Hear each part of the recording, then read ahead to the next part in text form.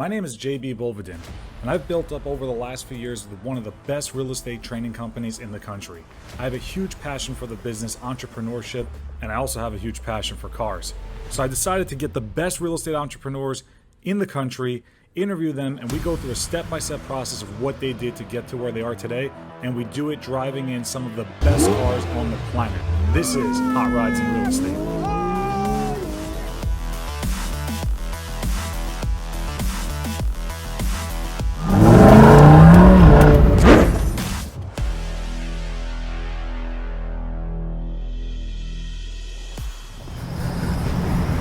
Welcome to Hot Rides in Real Estate. My name is JB Bolvedin, and this is the new Corvette C8 3LT. This is a sick vehicle. I'm super excited because even though it's raining weather, we chose the most appropriate time because I brought you the rainmaker of sales, Bryan Karp.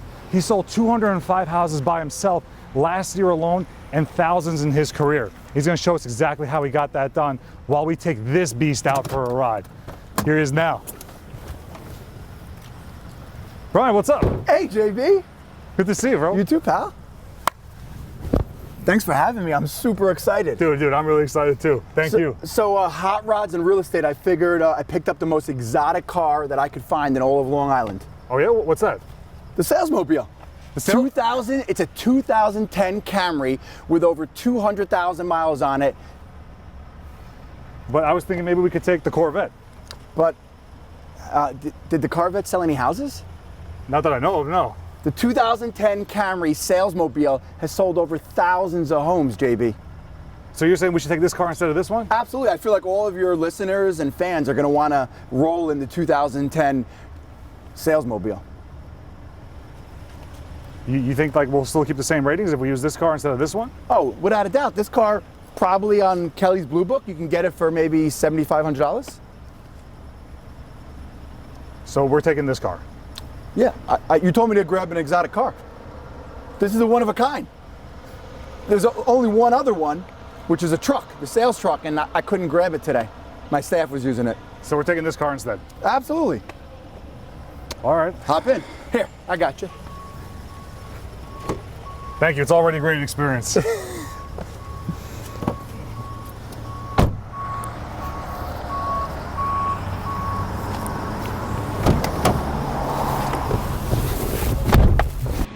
When was the last time you were in a 2010 Camry, JB?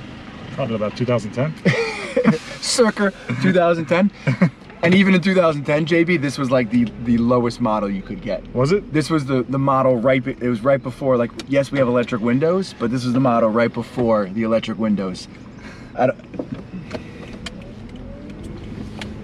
She does have a new transmission, if that counts for anything. Yeah, I mean, it feels good. Shifting's good. Yeah. Shifting's good. It's a 4-cylinder. So good on gas? Good on gas. We ran as a 3-cylinder for a little bit. The radio doesn't work. Okay. So all right, well, does the air conditioning work? The air conditioning does work. Okay. Defrost doesn't work. Oh, it doesn't? No, so sometimes we fog out a little bit in here. So, all right. So how do you navigate? Do you stick your head out the window in the cold, or? Yes, I do that, and we don't have a navigation in here. So we have our Jarman. Gotcha. All right. So, I mean... So you know how everyone has those nice and sexy, you put your, the address of where you need to go in? Not Bryan Karp, the Sales Giant. It goes right in this Garmin. I don't even think they make Garmins anymore. Yeah, I don't know. Okay. Bryan, this is awesome, and I'm really excited to talk to you. Would you mind if we use the Corvette? Not at all. Let's do it. All right, cool. Let's use the Corvette. I think we're gonna have a fun time. Okay. Mind if I drive? You drive a lot. Let me take the. I would love to be driven. All right, good.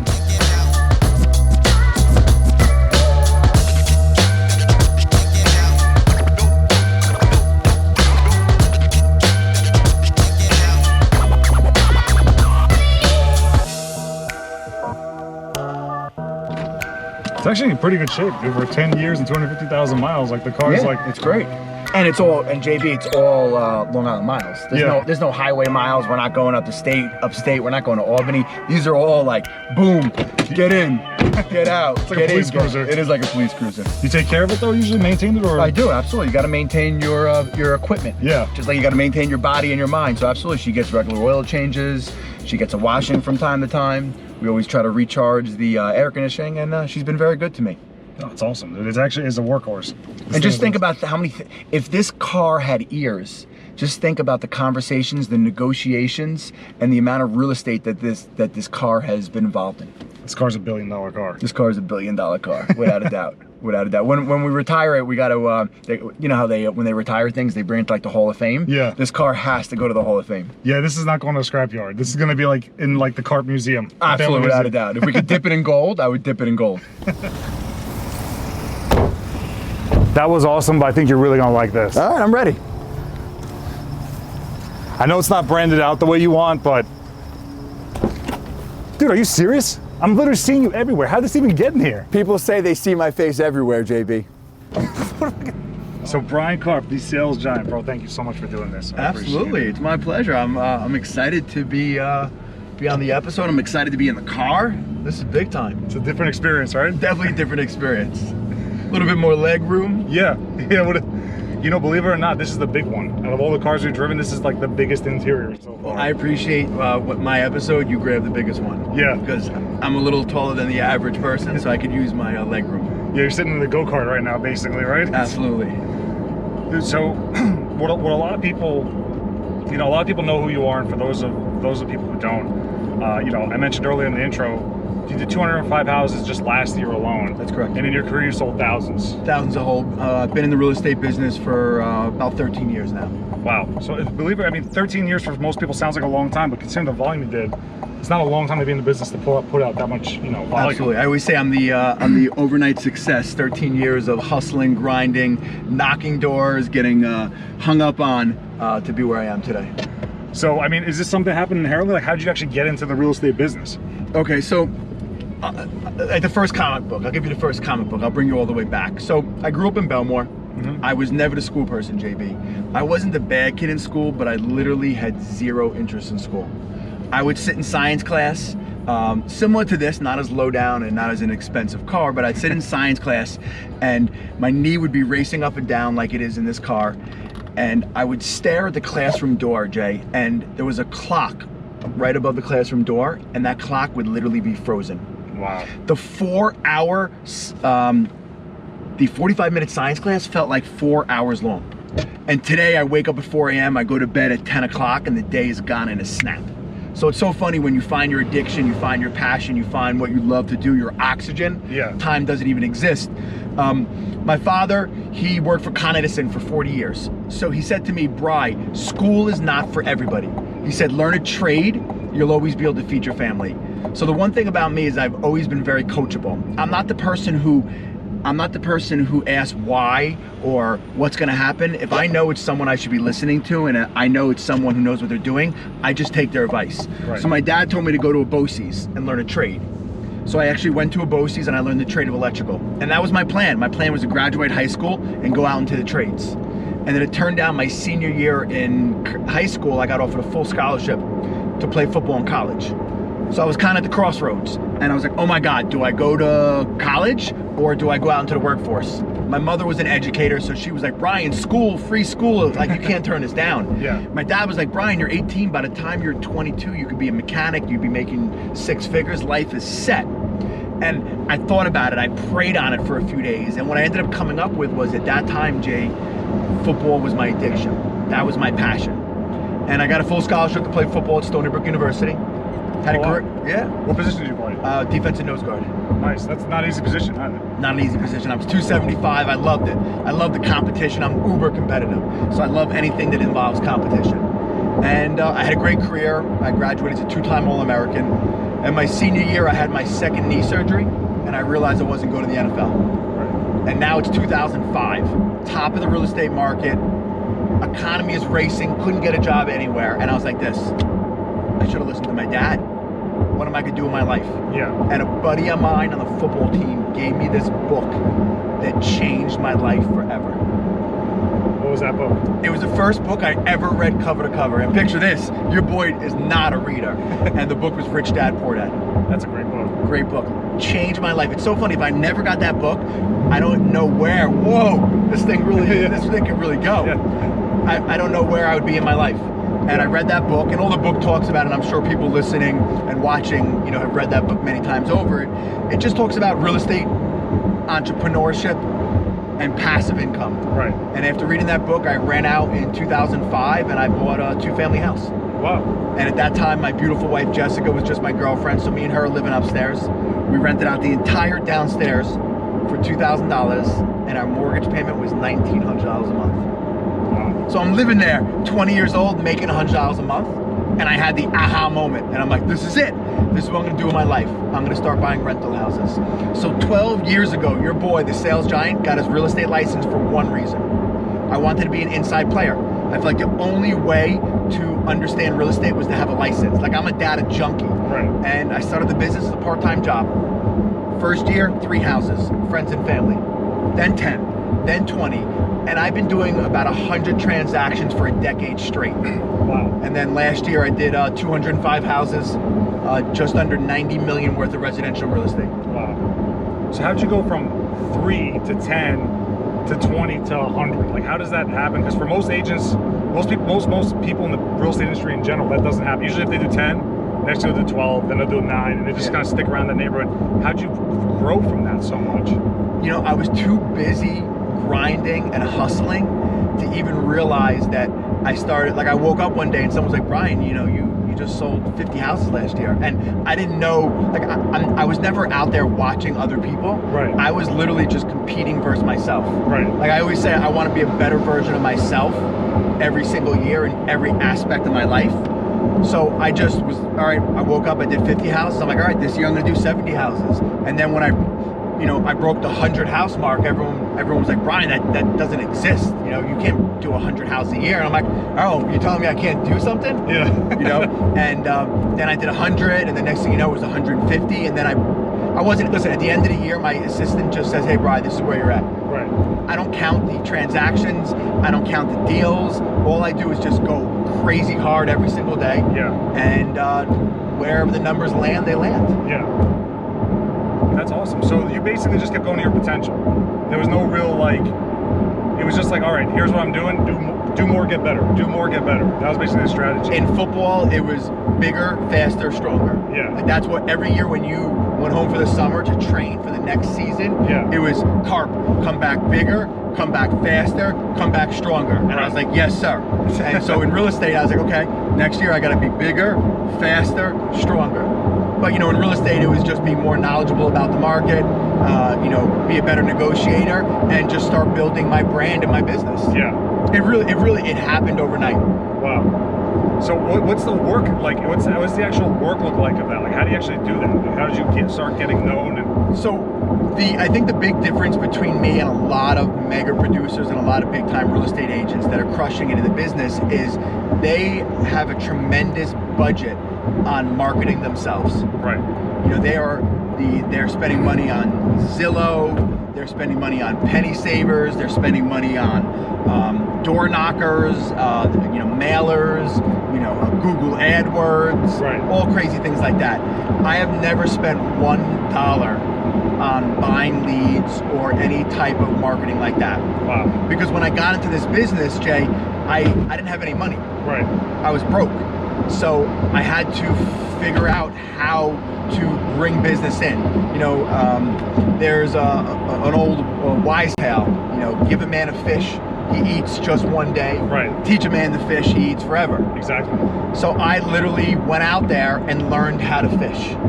And it was prospecting. I know that sounds like a curse word in real estate, and there's all these, I get creeped by all these real estate salespeople and gurus that say prospecting is dead and now here's a new e-course, how to do this, how to do that. Yeah. But Bryan Karp built a multi-million-dollar real estate business selling hundreds of homes a year by literally just prospecting. Right.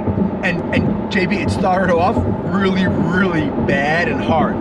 So first day in real estate, Bryan Karp gets in his salesmobile, which wasn't wrapped. I parked 3 houses away from, 3 blocks away from where I lived, and I just started knocking doors. In your own area? In my own area. And it was in one of my areas that I call my hood, because that's where I've done the most transactions in that area for 5 years straight. Yeah. And it's funny because 5 years ago, when I would knock on a door in that area, they would slam the door in my face, Jay. or JB, they wouldn't even answer the door. Wow. Now, today, I go to the door and they're like, Bryan Karp, oh my God, you're a celebrity. We see you everywhere. So it validates my hard work. It validates my branding. It validates my reputation that I've always done the right thing, and always, people feel that I'm always out there looking out for them and helping everyone in the real estate game. That's awesome. That's the best thing, Yeah, 100%. And that's a big difference. Did you ever think that would be the case when you first started knocking, that one day they would actually be like, Bryan Karp, oh my God? No, I never believed in it in a million years. When you first got into it, did you think it was gonna, what was your thoughts? When it was first happening? I thought that I started as a part-time job. I thought that this was gonna be a way to make a little extra money. And I thought that this was going to, help me become a better real estate investor to buy rental properties. Yeah. I remember when I got into this business, someone said to me, Bryan, you're going to sell 0 houses a year. Wow. I always knew that I was going to build the biggest business. I always knew that I was going to build this incredible rental portfolio that was going to produce so much passive income. Myself, my family, my kids, the next generation would never need to worry about money again. I knew that it was going to come true. I believed it, but even though I'm sitting here today, I can't believe it. Right. I literally feel like I have a winning lotto ticket. And I feel like every real estate agent has a winning lotto ticket. The inside knowledge you have, if you look at 90% of the first generational millionaires, they were all made through real estate. Yeah, 100%. Like one of the big reasons that, so listen, I feel like I have a talent, okay? And I feel like you have that talent too, and all of the viewers and listeners have the talent too. We have this talent where we're able to make these little piles of money. Yeah. Okay? But I'm a blessed man that little piles of money doesn't change my life. Right. But a stream of income forever does. Game changer. Game changer. $300 a month, $500 a month. So I knew I wasn't going to be the doctor. I knew I wasn't going to be the lawyer. I knew I wasn't going to be the engineer. Yeah. So I realized if I was going to start to create money, and I needed to make money, I need to make these little piles of money so that I could start to deploy them to make the streams of income. I knew there was only one way to do it. Right. Sales. Yeah. So I said, well, I'm going to sell something. I might as well sell real estate, something I'm passionate about, something I love. And that was one of the ways it all kind of came together. Yeah. Dude, that's awesome, because it's something where it's just like you visualize it, you didn't know the whole story yet, but you knew it'd work. Yeah. And if you keep going, you were going to win in it, and you did. Now, here's the thing that I like about you, and you come up in conversations sometimes when someone's talking to me about being lazy, or like when they make excuses. I actually dropped your name, Bryan. Hope you're all right with that. Like, just so you know, Bryan Karp, the 205 houses last year, by himself.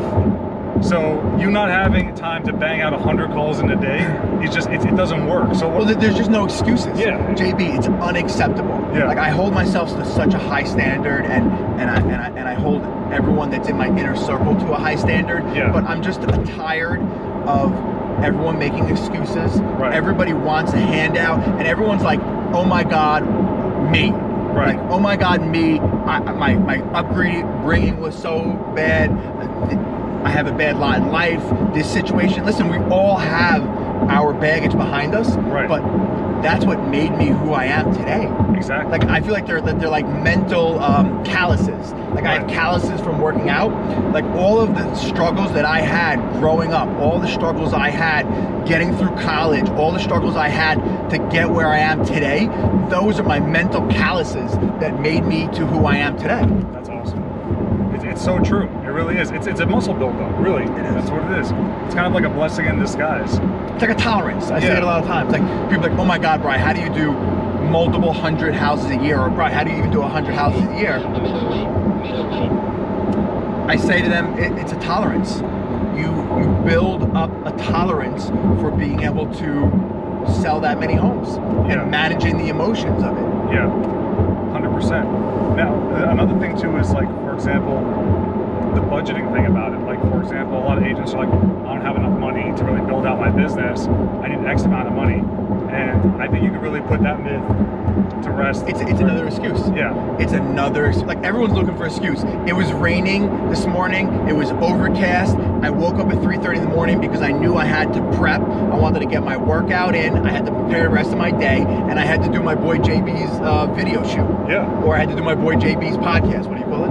Well, I mean, it's a show, so I mean, podcast, video shows. Okay. I had to do my boy JB's show. Yeah. You'll cut it the way you want it. I had to do my boy JB's show, but there's just no excuses. Right. And it's someone saying that they need a large marketing budget or they need a lot of money to get into this business is literally just making another excuse. 100%. Because Bryan Karp, Long Island's #1 real estate, sold the most houses, has done it without spending any money. I'm not going to tell you that I didn't grind my face off. I'm not going to tell you that I didn't sacrifice all of the cool and sexy things. Right. But I'm the living example that this can come true. This is real. 100%. The baseball card is here to show you the stats are true. Yeah. And you can't make up those stats. Yeah. I mean, they can just look you up if they don't believe it. It's no problem. It's easy to find. It's the truth. It's the God's honest truth. And listen, I think one of the things is I've been a business. I'm a businessman by heart and an entrepreneur by heart. And this real estate business is so incredible because it's the cheapest startup business in the world. Yeah. Literally, all you need is this magical little thing called a cell phone, and a want, and a hustle, and a hunger. And everything works out. Everything works out. I think I put an Instagram post out a few days ago, or in my Instagram story, and I said, you know, something about, I'm trying to think exactly what it was, but it was, you know, I wake up hungry every single day, but really I'm starving. I'm starving for success. Because what I can tell everybody is that when you make it, it's more fun the process of getting here. Right. You know, when you make it and you find out that you're the #1 agent, or you find out that you've hit that certain goal, or you've made enough money that you don't need to ever work again, or you have enough passive income where you don't ever need to work again.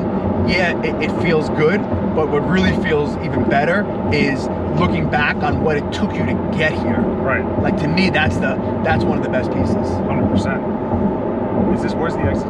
59. 59, okay. Yeah, one more exit. And you roll up the service road, and I'll tell you exactly where it is. Okay, cool. So, as far as timing, what does a day in the life look like for you? Okay, I'm super time blocked. Like, I'm obsessed with time. I'm obsessed with time. I'm obsessed with squeezing and like getting every second. I even feel guilty, like if I have an extra like 10 minutes and I'm like in between appointments, I'm like, all right, what can I catch up on? What could I dive into? So it's up super early. I gotta get everything prepped. I gotta get organized. I gotta get my health and my fitness in. I gotta get some family time in before everything gets going. So Monday through Friday, it's 3:30, 4 o'clock wake up, which gives me a 4 or 5 hour jump on every single person. Like, today I woke up and you know what came through my head when I popped out of bed at 3:45, and no alarm clock needed. Yeah. So no alarm clock needed. Like, I'm just up, I'm ready to play. Was, what if this was my last day on earth? So if this was my last day on earth, how hard am I gonna go? And that's how I'm playing every single day. I guess I'm playing every single day like that in real estate because it could be my last day. Like, I was pushed to become a union construction worker, and that's what I did for many years. And there's nothing wrong with that. It was an amazing job, an amazing opportunity. But tomorrow morning, if real estate dies, or they turn down the real estate market, or for some reason brokers and agents don't exist anymore, I will put on my hard hat again. I will put my respirator on. I'll get my backpack, and I'll trek into Manhattan, and I'll start working on the skyscrapers again and do construction. Whatever it takes. Whatever it takes. So where are we, Brian? Where'd you take us? So I took you guys to one of my multifamily properties. And I guess why this house and all of the rentals that Jessica and myself own are so meaningful to me is, so I've been lucky and I've been blessed. Yes, a lot of hard work and selling hundreds and hundreds and hundreds of homes for a decade straight. But every dollar that we made, like, JB, we punted the fancy cars. Yeah. We punted the super sexy houses. We punted the jewelry. There's no watches. There's nothing here. Lavish vacations. Nothing. Nothing. Listen, don't get me wrong. We went out to Montauk with the family, Yeah. and we went to Chili's. But there's nothing fancy. There's nothing sexy. There's nothing bougie about us.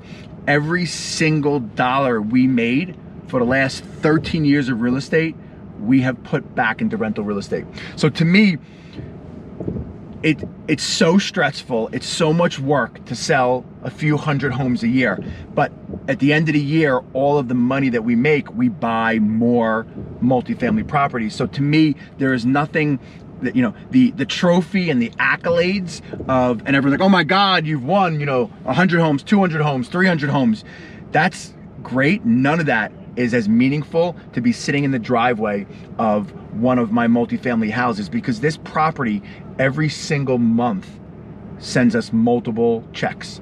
This house has 3 different rentals in it. It's a 2-family. We also rent out the garage on top of that. And to me, this is winning the game. So disclosure, rental the garage is for storage. Rental the garage for storage. Just so you guys know, no one call now and say Brian's renting out garages to live in. Absolutely, storage. Thank you. Yeah. JV's got my back. Yeah. But yeah, absolutely, we rent it out for storage. You would never think, but it's another piece of another piece of passive income. Yeah. And it's even easier than managing, tenants. Yeah. Which, bless Jess's heart, that is her role in this situation. So to me, this is like the most meaningful thing. Like some people, when they do well or they sell their company or they get a big bonus, they buy a watch, yeah, or they buy a sexy car. Me, I have to, because real estate in Long Island is expensive. Yeah. Me, I have to keep my mouth shut, keep grinding, stack the money. All right, great, buy something. And then then that money's gone, so that money evaporates. But what it does is it gives me another stream of income, and that's what gets me up for the last 13 years at 4 a.m. and going to bed at 10 or 11 o'clock. That's what gets me up. That's so awesome. And Brody and Brock have generational. So Brody and Brock will have generational wealth, and this is another reason why I'm so passionate about it. So you grow up around your parents, you grow up around your family and your friends, but Brody and Brock, I was lucky. My parents came from apartments. Yeah. They lived in the projects. And they bought a house. They did well in their first house, and then they moved us out to Long Island. We had a beautiful house. So when I grew up and I became 18 years old, I thought it was my God-given right to own a house, because that's what I was brought up in. Right. We didn't rent. Their parents rented, and my parents started off as renters, but they somehow scraped and bought their first house. So to me, Bryan Karp's God-given right was to own a house. And what's going to happen with Brody and Brock, and why this is so amazing, is Brody and Brock live in Jessica and Mai's life that we don't just own a house, we own multiple houses. Right. And people rent houses for us, right, from us. People rent houses from us. So what that basically means is that for Brody and Brock, this is just normal. Right. Like, this is not strange. This is not like crazy that mom and dad own a tremendous rental portfolio, and dad has to go pick up the rent money, and dad has to deal with situations that people are not paying, or dad has to deal with floods in basements, or broken boilers, or roofs leaking. No, this is how Brody and Brock were brought up. Since they were 3-4 years old, we were walking them through properties. Right. So to me, their minds are totally different and at the next level already, because for them, this is just normal. Right. It's like intuitive. It's inherent for them. Yeah. Exactly. The Karp boys are brought up where we own multiple houses and people live in them and pay mommy and daddy. There's no better way. Let's see this property. All right, cool.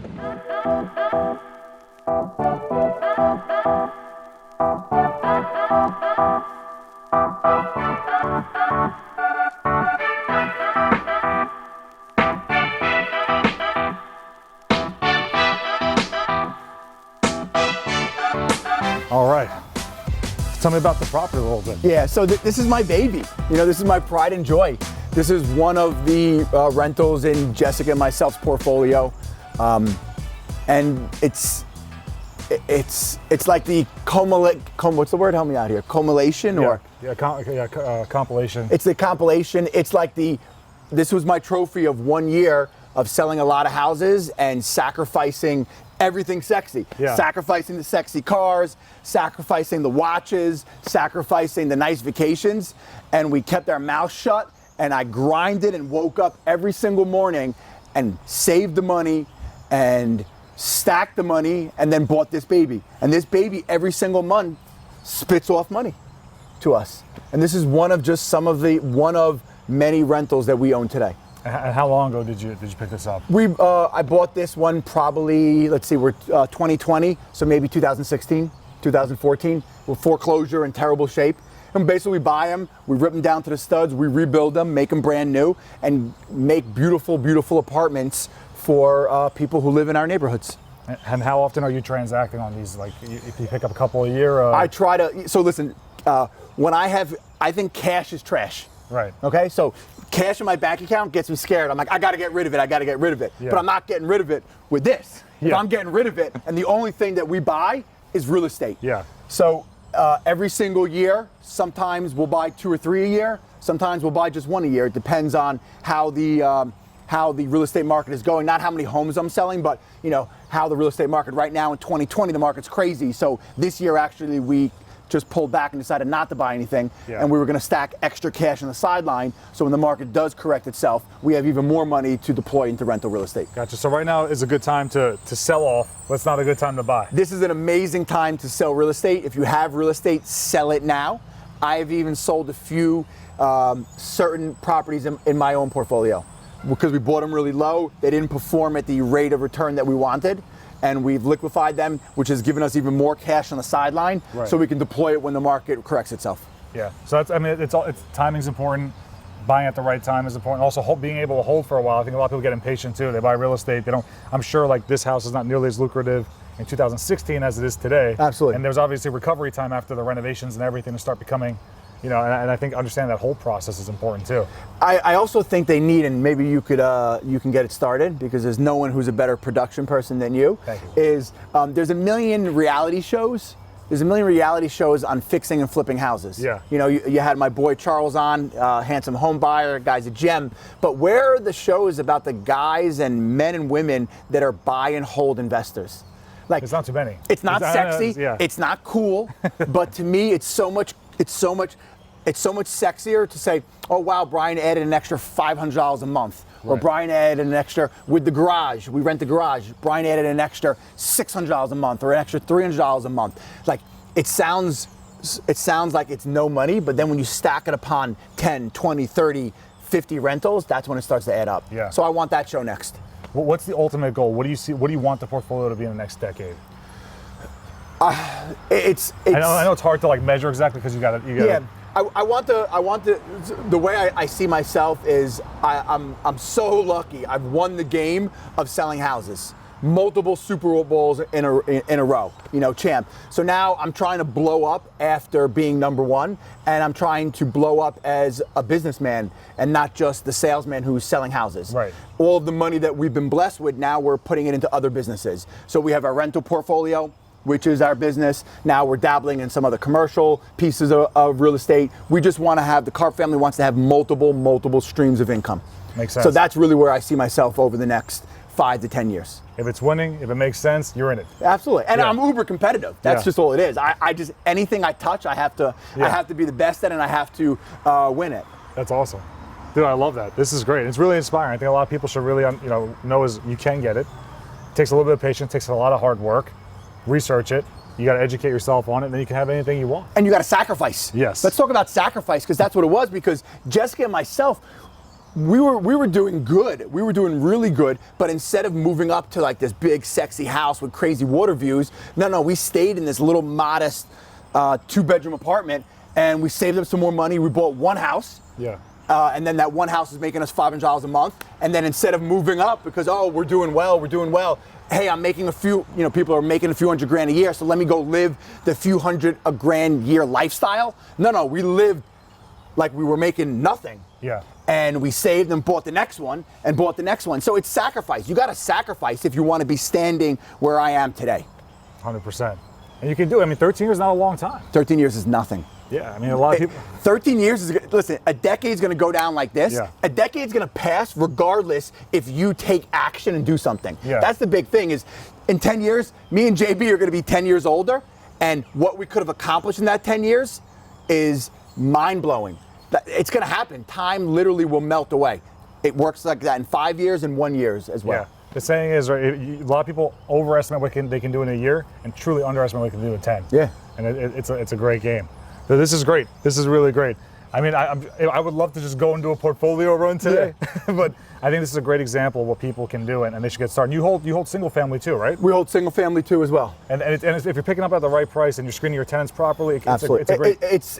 It's all about the numbers. You know, if we have money on the street, we have a certain rate of return that we want. And don't people get scared with buy and hold that there's bad tenants. We've, knock on wood, we've had to evict 1 or 2 people that weren't even our tenants. They were placed by other people when we purchased the house. There are amazing people who just have no interest in home ownership. Right, yeah. And we give the best product. You go inside here, it's nicer than my first house. Granite, stainless steel. Yeah, and so under good management, it always works out. Always works out. Yeah, because they don't want to screw the person that is taking care of them, doing the right thing by them. It comes to an ethics level too. And stuff. This is great, dude. We should hit the road again and put some miles on this bad boy. All right, sounds good. I wish we had the sales mobile here or the sales truck. We can go off-roading and back, but I guess I have to get into this thing. I'm sorry. So one thing I can tell you about the sales mobile is my back never hurts. This $100,000 car, my back hurts getting into. Hi, my name is Ryan Riddle, Director of Sales here at Cliffco Mortgage Bankers. I hope you're enjoying the show. Hey, listen, in 2021, we want to see you and all our referral partners succeed. So we have created a revolutionary way of transforming the real estate industry. If you want to become a mega agent, contact us now at success@cliffcomortgagebankers.com. Thank you. Dude, so thank you for showing me the house. I think it was really important for people to really understand why you do what you do, not just what you do. Absolutely. That's when it's cold outside and I'm tired and I was up the night before and I had a bad day. What gets me popping out of bed at 3:45, 4 o'clock in the morning is envisioning and picturing another one of these houses. And all these houses are, JB, is another stream of income for me and my family forever. That's what's really about. It's not about it's not about showing off. It's not about ego. What I like about you is you could care less what anything else thinks. It's all about getting done what you wanted to get done and how you wanted to do it. Because I don't want to sound conceited but I'm playing a bigger game. Yeah. You know, listen, real estate is my addiction, selling houses is my addiction, but that is a means to allow us to make an incredible income so we can invest that money and change my family's life forever. Yeah. Absolutely. That's major. Let's talk about pet peeves for a second about this business. Ooh. I wish I was prepped on this question. Yeah. That wasn't in the prep questions that I received. Yeah. We didn't receive any prep questions, just so you guys know. Yeah, we're really bad with prep questions. We just roll it. We just knock it out. So, you get a call from an agent, and somehow they have to state, I've been doing this for 25 years. I've been doing this for 30 years. Tell me about that. I get it more often than you would think, and your length in this business has nothing to do with your credibility, your business sense, or your accolades. Yeah. It's not an accolade to say that you've been doing something for a long time. It doesn't make you an expert or a guru. Right. So please, real estate agents, when I speak to you on the phone, do not tell me how long you've been in the business. You'll never ever hear Bryan Karp telling you how many transactions he did unless I'm trying to make sure one of my clients know my level of experience. But agents are on the phone, Bryan, I did 20 transactions last year. None of it means. We're all the same. We're all have the same mindset to let's get a deal done for our clients. Yeah. So yes, huge pet peeve for Bryan Karp is agents telling me how long they've been in this business for. Right. You could be doing something for 50 years and you've done 5 transactions. Doesn't mean you know the proper protocol or know what you're doing. Right. And new agents, I'm fine with that. If you know nothing, that's totally fine. I will help you, or I'm sure your broker will help you through the transaction. No big deal. Length in the business is totally meaningless. Yeah, length is not strength. So if you're watching, length is not strength. More importantly, it's funny because we're in a performance car right now. This is what I always tell people, because I hear this all the time. This is how I explain things to people. Okay, so how long has a 70-year-old had a driver's license? Probably at least 50 years. Yet all the professional race car drivers are in their 20s. So if the best drivers had to do with the amount of time you've been driving, that means all the pro race car drivers would be in their 70s. Absolutely. Yet they got these guys 23 years old, 24 years old as the pro driver. So it's the amount of skill and the things that you do in it that get you there. And that's what helps new agents also overcome some objections too. Is their first year like, what am I going to say? Own it. Own it. I'm brand new and no one's ever going to work harder for you than me. And you're my only listing or you're my only deal and I'm going to crush it for you 24/7. Totally. I would hire them. Yeah.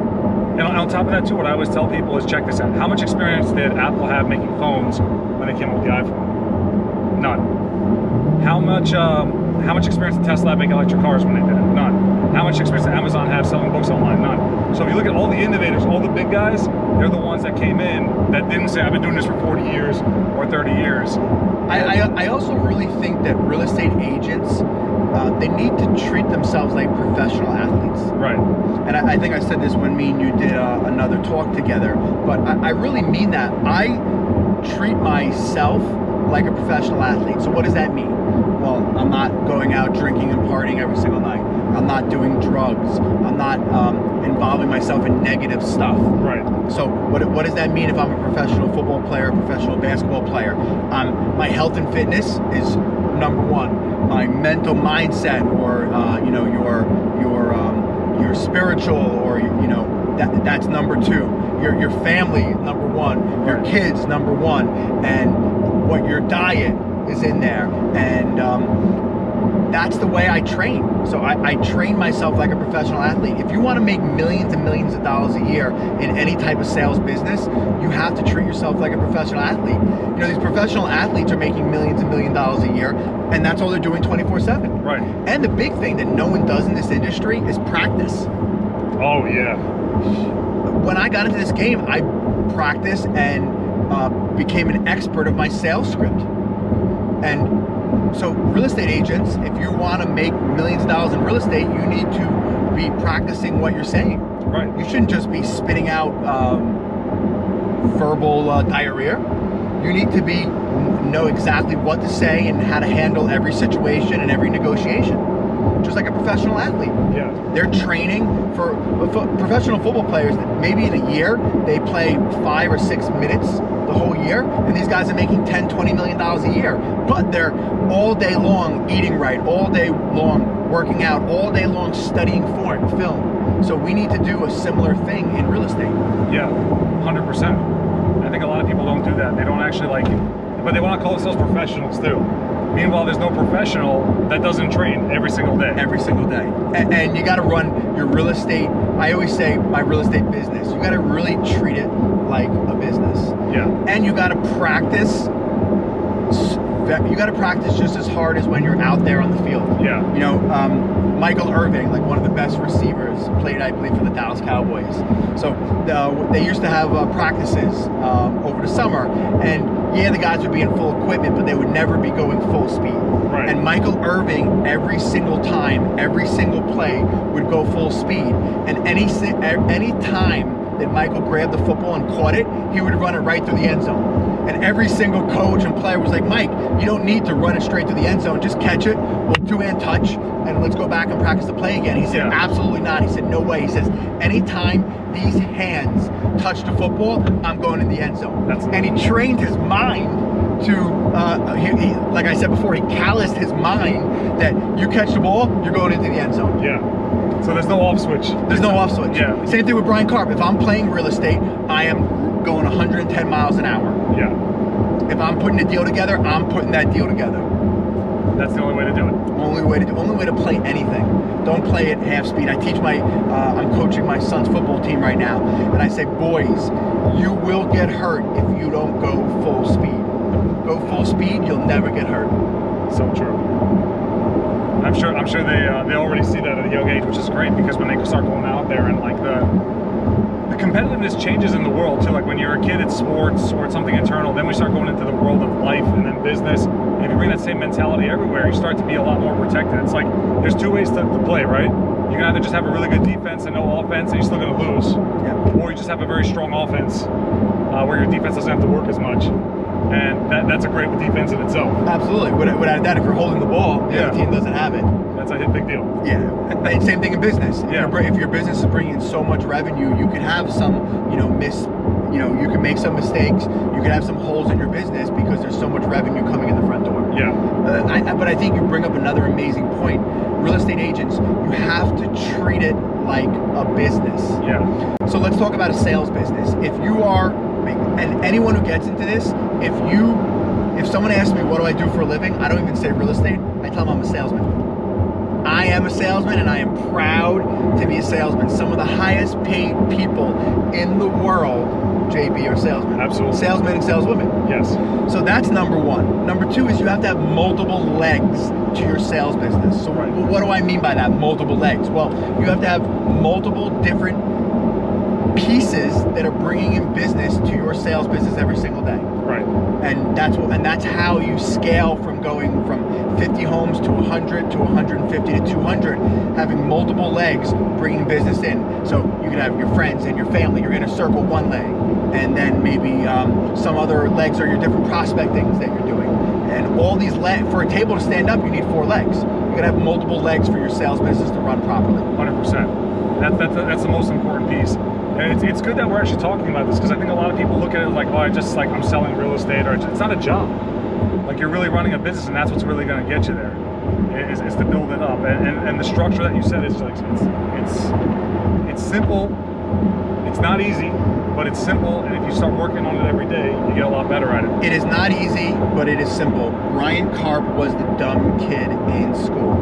So if I am sitting here in this super sexy car, but more importantly, being interviewed by my boy JB on this incredible show, and the #1 real estate agent in Long Island and the #1 agent, in a certain area, it's all achievable. You guys on this watching this show, you are smarter than me. You are more well equipped than I am. Like, you have it all. I didn't have it all, and somehow I still got through it and made it. Wow, that's awesome. Here's something that I think though about you that's like really, really true. And when I met you, when I first heard your story, I was like, you know what? I really, really think this is the case. Tell me if you disagree. There's a lot of people that might necessarily, you could consider them maybe that they'd be smarter than you. Very few people, if any, are going to outwork you though. Oh, never. Will Smith says this. I'm going to grab it off my boy Will Smith. And the same thing with Bryan Karp. Put me on a Peloton or a treadmill next to anybody, and I will die before I get off of it. So if me and you are on a treadmill next to each other, I will die before I get off of it if we're in competition. There's no one who's going to outwork me.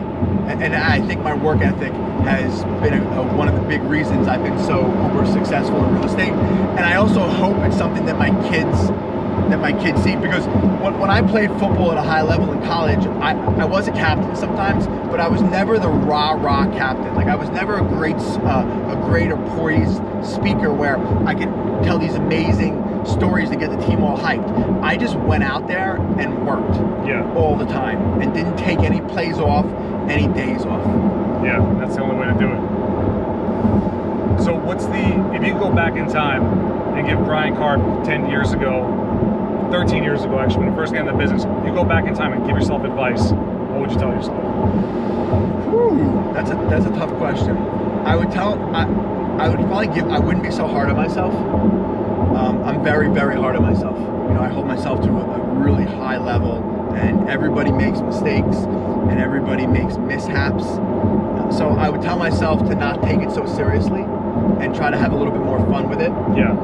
Because it is a great business. It's a lot of fun. I've made some amazing relationships, some great friends, some people who I really think that are in my inner circle. So I'd go back and tell Bryan to enjoy it a little bit more, smile a little bit more, and don't take it so seriously. Yeah. That's good advice. That's great advice. I mean, you'd probably give that advice to someone getting started now, or someone kind of in the business right now. Absolutely. I guess. But I would tell them to be consistent. Yeah. Consistency.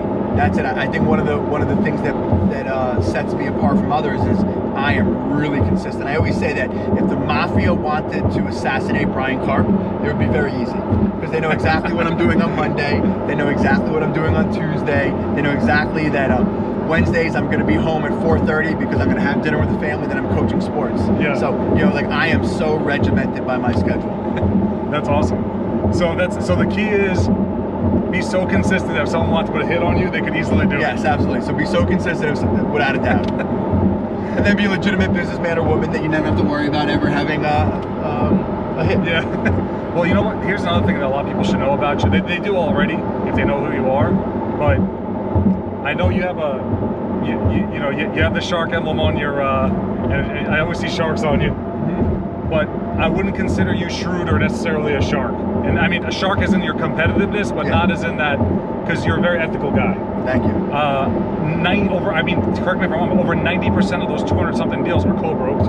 Oh, absolutely. I need every real estate agent in Long Island to help me sell my houses. Yeah. I will be the first to say that, without a doubt. So there's some areas that I get hired to list the property. It's very difficult for us to get there for showings. I need you. Yeah. So 100%. I love every real estate agent in Long Island. Yeah. They're my sales team. Right. They really are. We're all in this game together. Absolutely. So absolutely. Real estate agents, a lot of times real estate agents, they don't like working with each other. But to me, this is like a work relationship. And JB, if you were a real estate agent, me and you are probably going to have more transactions together than I'm going to work with that one home seller. Right. So I want to treat you ethically. I want to get back to you. I want to, keep you up to date with it. And I treat everyone the same. Yeah. Even agents at my office or agents that, work with me, same thing with them. They have an offer, submit it, highest and best. Yeah. That's it. That's the way it is. And I also think you also treat everyone with respect. You're very competitive, you're aggressive. At the same time, you're humble, which is rare to find. Thank you, I appreciate that. You know your abilities, but at the same time, that doesn't mean you have to bring anyone down around you. So you always grant someone around you a lot of beingness.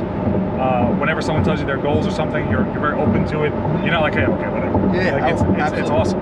Because none of us are in competition with each other. No. We're in competition with the person in the mirror. Exactly. So I'm the one who has to look at myself in the mirror January 1st, 2021, and I have to make sure that I'm a better version of myself in every aspect.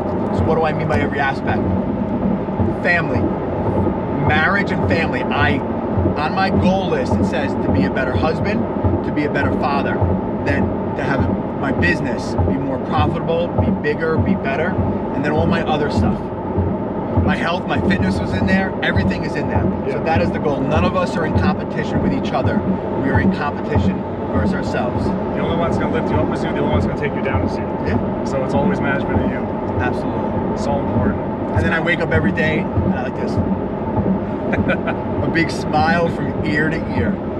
Dude, I'm glad there's someone else I know who if I texted at 4 a.m. would answer. You notice how you texted me today? Unbelievable. So me and JB are going back and forth to what time we needed to meet this morning. And JB moved the schedule around, made it nice and early for me so I could get everything accomplished in today's. So he sent me a text at 11:30 or 12 o'clock at night. I was sleeping because Bryan Karp was in bed at like 9 o'clock. And I was up going through messages 3:30 in the morning. And I text JB at 3:55. Within 1.1 seconds, it was right back perfect.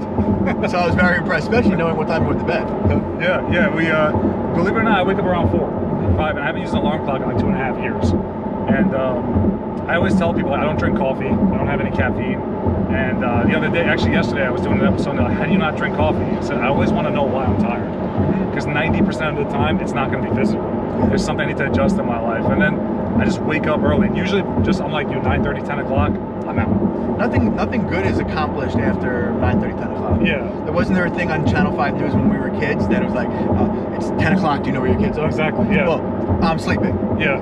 And my house is like lights are out, the boys are going to bed 7:30, 8 o'clock. Listen, sales, athletics, all of this stuff, JB, it's a mental game. Yeah. Like, this is all a mental game. The act of working out is, you think it's physical. It is not physical. It is mental. Yes. It is all a mental game.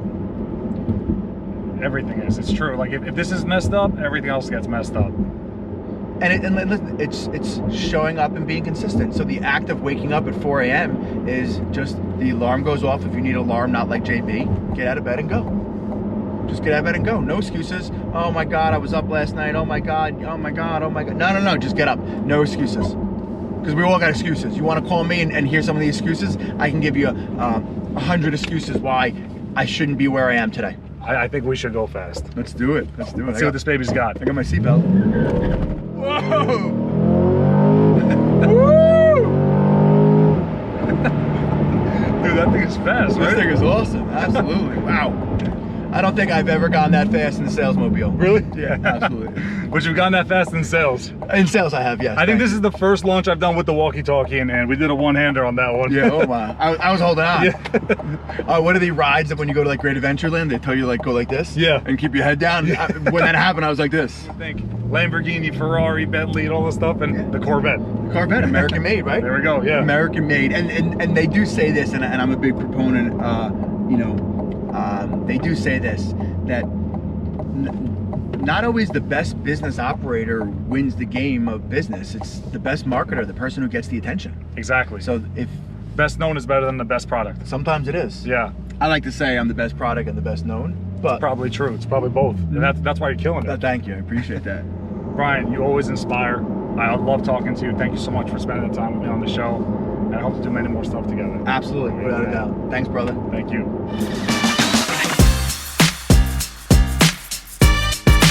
Idea. Okay. How about I give you the salesmobile for the day, and you let me take this bad boy out? You want to switch cars? Yeah, I want to switch cars for the day. All right. I guess this can finally have some like sales under it, right? You'll get some sales under it in the meantime. This is a novice player. This is a JV player. I got to bring this car's game up, and I think I could do some little non-noticeable upgrades to the car. All right. I guess you got your key on you. Yeah. Thanks, bro. Thanks. See you later. All right, bro. Enjoy it. Don't beat on her. I won't. You think the Sales Giant should have a car like this? I don't know. We'll put it in the comments. Okay.